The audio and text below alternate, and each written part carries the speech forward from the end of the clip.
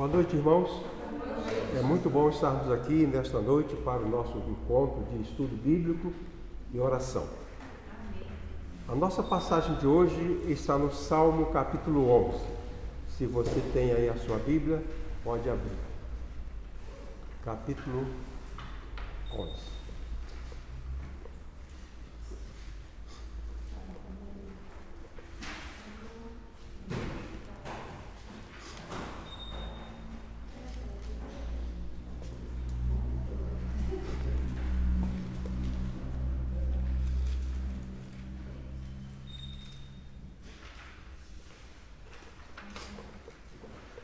Vamos ler. No Senhor confio. Como, pois, me dizeis, foge para o monte como um pássaro? Pois eis que os ímpios armam o arco, põem a sua flecha na corda, para a atirarem às ocultas, aos retos de coração.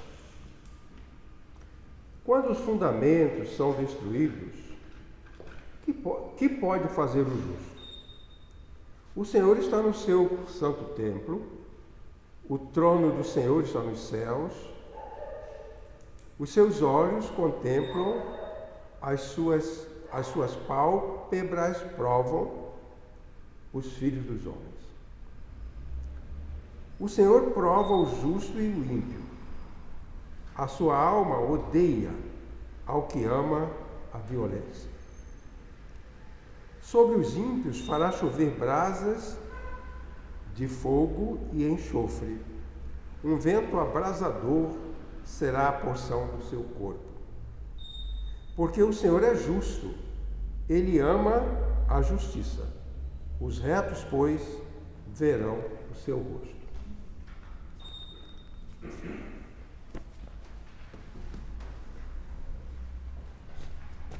Aqui na sua folha, no resumo do estudo, nós temos como título Salmo de Confiança.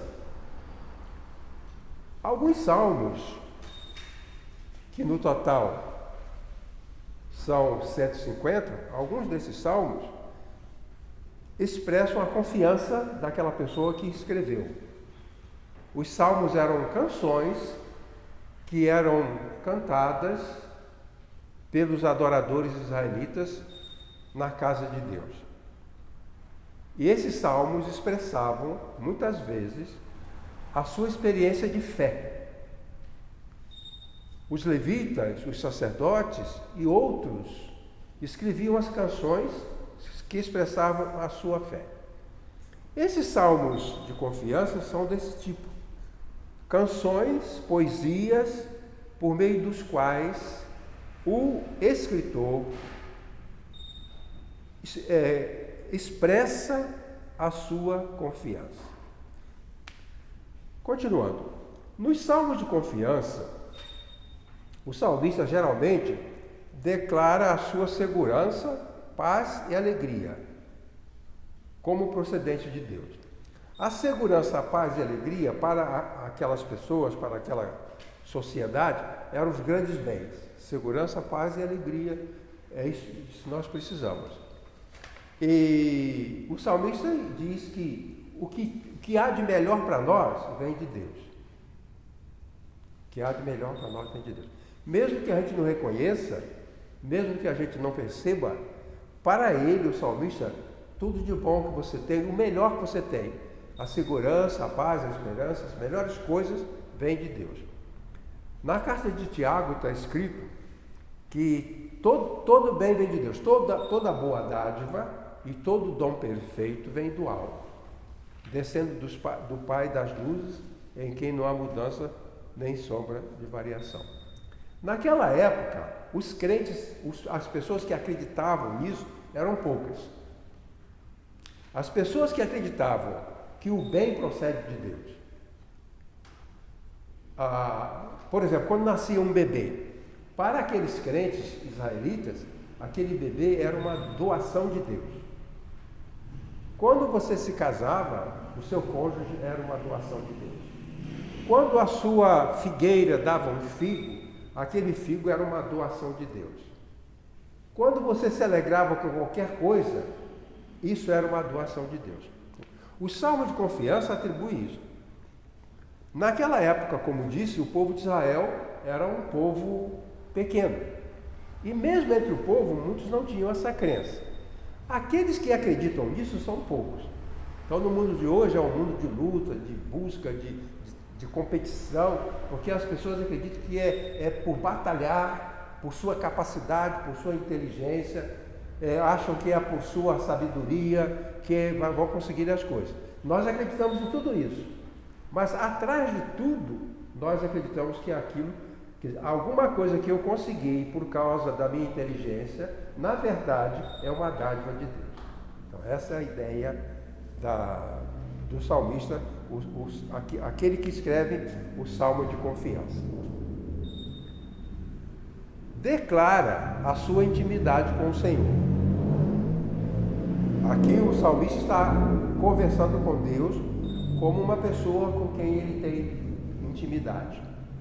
O crente, o cristão, ou melhor, o crente israelita acreditava que ele e Deus se conheciam.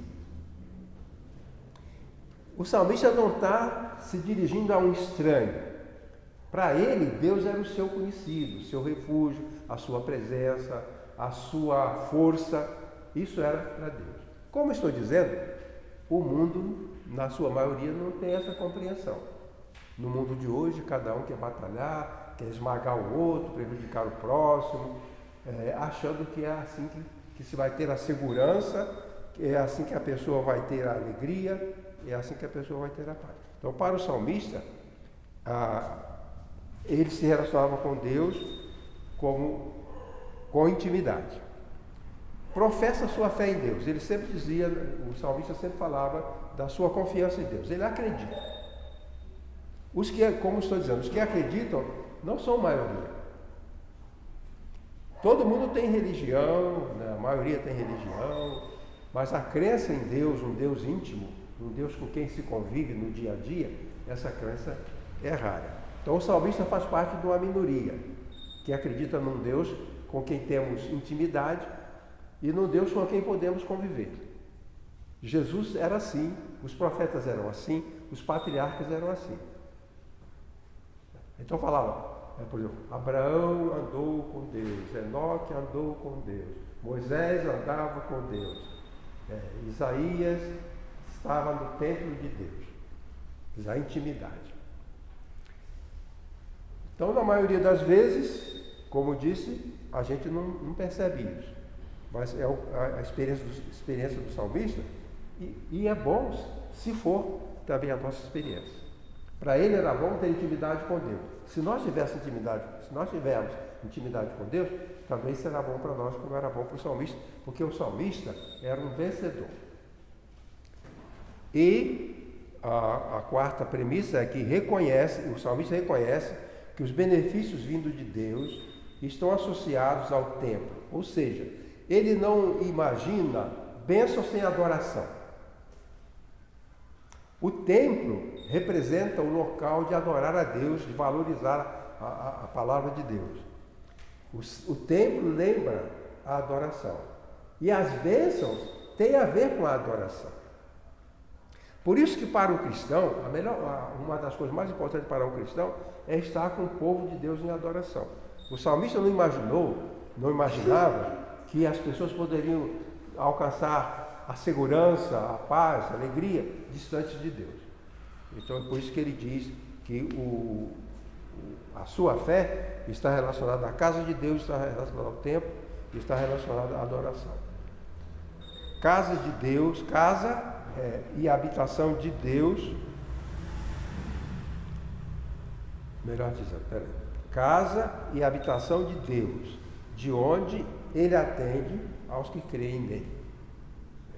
Então, para nós, um grupo pequeno que está aqui, acreditamos que estar aqui traz para nós uma dádiva específica que não teríamos se não fosse aqui.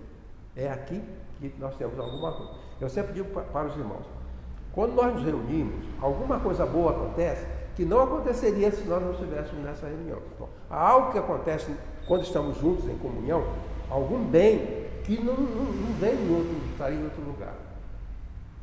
Eu costumo ir para o consultório, vou ao sábado de manhã, e tem uma avenida grande, antes da Avenida do Estado, uma avenida grande, tem um monte de caminhões, uma avenida larga, cheia de depósitos. Eu passo ali sempre, mas não levo não. E ali agora eles estão usando uns galpões daqueles, estão usando uns galpões muito grandes para fazer casa noturna. Eu até deixei de passar por ali, porque 7 horas da manhã, 6h30, 7 horas da manhã, ao sábado, quando eu vou, eles estão terminando. E você simplesmente não pode passar. Carro indo para um lado, indo para o outro, mulheres com roupa sumária, homens sem camisa, com garrafa na mão, com bebida, aquele ambiente, certo?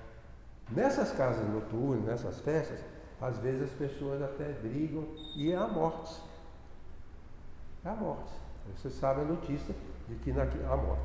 Agora, quando nos reunimos em nome do Senhor, na casa do Senhor, não há possibilidade de vir o mal, virá sempre o bem.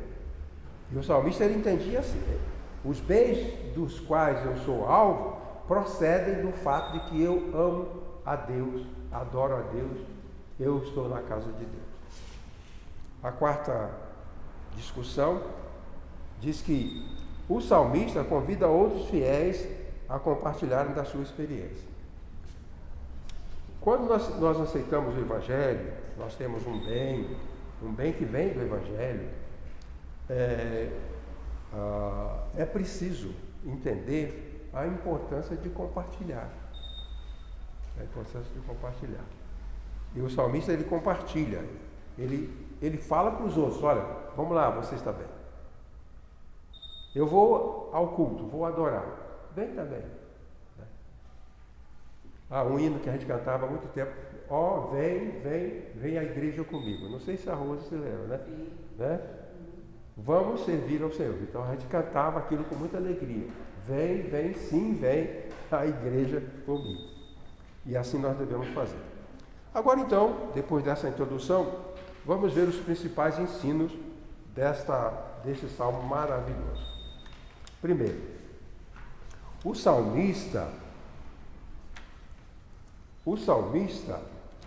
reafirma a sua segurança em Deus em lugar de buscar recursos humanos. Versos de 1 a 13. Então, nesses versos, o salmista diz o seguinte: as pessoas falam que nós devemos buscar, lutar, trabalhar, fazer todo esforço para conseguirmos as coisas boas. O perseguido, no caso, era a experiência de Davi. Essa é a oração de uma pessoa que confia sendo uma pessoa perseguida. Às vezes nós temos dificuldade de aplicar a palavra de Deus para nós, porque a experiência de Davi era única. Nós não estamos sendo perseguidos, não tem ninguém querendo matar a gente. Então a gente não entende bem o que ele sentia. Mas ele estava sendo perseguido para ser morto. O rei Saul queria matar Davi, estava com 3.000 soldados. Já pensou? 3.000 soldados para matar uma pessoa. E Davi sentia isso. Então ele tem essa experiência do que está perseguido. Nós não estamos perseguidos, então a nossa situação é outra. Mas nós podemos imaginar o que aconteceu com ele e como é que ele cria. Então ele diz que a segurança vem de Deus. Ele fala assim: disseram para mim para eu voar para as montanhas como um pássaro. Geralmente as pessoas caçavam os pássaros para comer. A Bíblia fala muito disso, o laço do passarinheiro.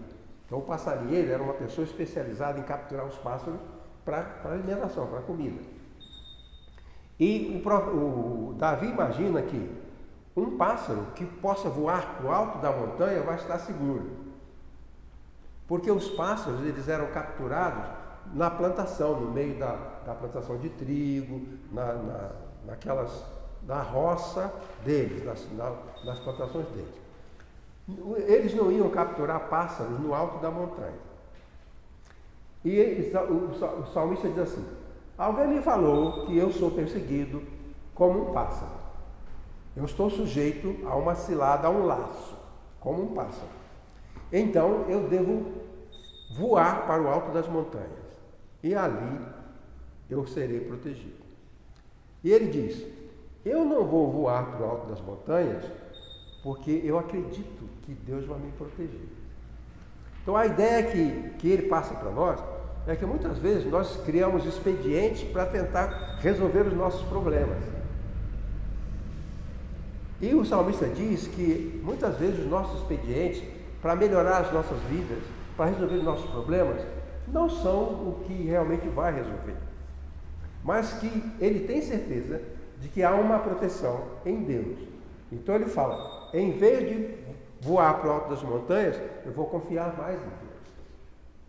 Eu vou acreditar mais em Deus. Eu vou estar mais em comunhão com Ele. Quem pode ler de 1 a 3 para mim, por favor? Irene pode ler. No Senhor me refugio, como dizes, pois, a minha alma. Foge como... Vou voltar, tá? No Senhor me refugio. Como dizes, pois, a minha alma, foge como pássaro para o teu monte. Porque eis aí os ímpios armam o arco, dispõem a sua flecha na corda, para as ocultas dispararem contra os retos de coração.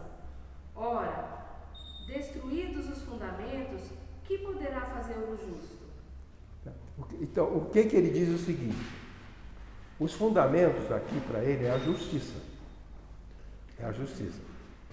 Então, nós contamos com os benefícios dos meios da sociedade, do que a sociedade cria. A justiça era um sistema de leis. A justiça era um sistema de leis em que as pessoas confiavam. Eles acreditam na lei. Agora, o salmista diz que, às vezes, os fundamentos da lei foram destruídos. Eles foram destruídos. Aí você vai fazer o quê? Você vai ter que confiar em Deus, porque você não pode confiar na justiça. Eu tinha, algumas vezes, tive uma pessoa doente, porque, por exemplo, estava para perder sua casa. Uma senhora que comprou uma casa e o homem que vendeu não era o dono da casa, e ela foi enganada, levou um golpe. Agora ela conta com a justiça, mas a justiça não favorece a ela, a justiça favorece o outro que tem os documentos assinados. Ela não tinha nada assinado, só deu o dinheiro. Então os fundamentos estão destruídos. Aí o que eu faço? Se Deus não me socorrer, então a justiça com a qual a gente conta, ela não vai adiantar de nada. Então o salmista diz, eu prefiro, em vez de... Porque Saul era o rei, ele devia ter os fundamentos da justiça. O rei não podia perseguir uma pessoa para matar. O rei, ele tinha que estar dentro da lei, mas ele não estava dentro da lei. Ele nem ligou para a lei. A função do rei era proteger e educar. Essa era a função do rei. Ele tinha duas funções, em relação ao povo. O rei tinha que proteger o povo e ensinar os caminhos da justiça ao povo. Essa era a função do rei. Agora, Davi está sendo perseguido por um rei que nem ensina a justiça, né, e nem protege o povo. O que ele devia fazer era proteger Davi e não perseguir Davi. E ele diz assim, se eu não posso confiar nos fundamentos da justiça humana, o que eu faço? Eu não tenho outro caminho. Eu tenho que confiar em Deus. E Deus vai me proteger. E assim foi assim que ele fez. Então, a pessoa que acredita, ela sabe que se os recursos humanos estão falhando, ele não podia contar com Saul, porque geralmente uma pessoa perseguida ia reclamar com o rei, ia falar com o rei. Daí ia lá, contava ao rei, olha, eu estou sendo perseguido. E o rei o protegia. Mas aqui quem está perseguindo é o rei que está perseguindo, então não tem a quem recorrer. O que ele pode fazer é confiar. Ele não tem saída. Eu não tenho saída. Então, para ele, os recursos vêm de Deus. Prosseguindo. A sua confiança está em Deus. Ele diz, no Senhor me refugio. Se o rei está do meu lado, se a lei está do meu lado, se o juiz vai me dar causa ganha, ótimo. Mas se não acontecer isso, ainda assim eu estou tranquilo, porque o que eu preciso, Deus vai me suprir. Isso vem de Deus. Os maus agem em todos os lugares, por isso seria inútil ficar procurando fugir.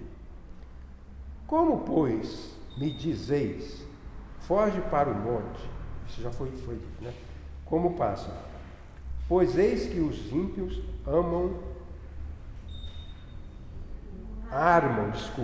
os ímpios armam o arco, porém põe a sua flecha na corda para atirarem as ocultas aos retos de coração. Então, existe o perigo, sim, de uma maldade contra nós. Davi não nega isso, nenhum cristão nega isso. Mas o que nós temos de fazer aqui, conforme o salmista ensina, é confiar. As bases da confiança. Esse, como eu falei, é salmo de confiança. E as bases da confiança, quais são elas?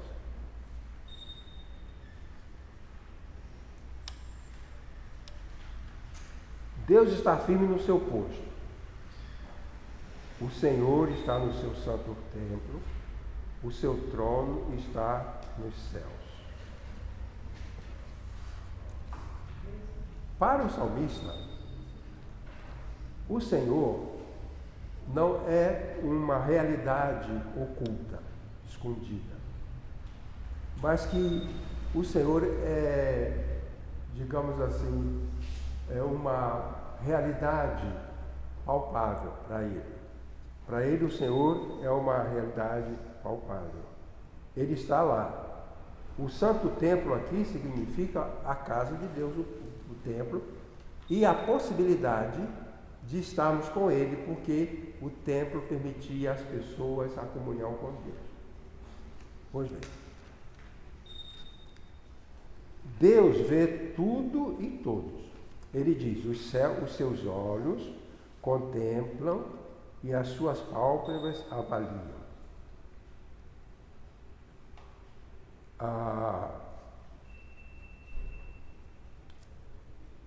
O salmista acredita que Deus está olhando para ele. Nós achamos que aquele que nos protege precisa estar vendo a gente. Então o Deus é o Deus que nos vê. É o Deus que nos vê. Quer dizer, não há como alguém nos ocultar de Deus. Então o Senhor prova o justo e o ímpio, e a sua alma odeia ao que ama a violência. Deus considera o justo e o ímpio.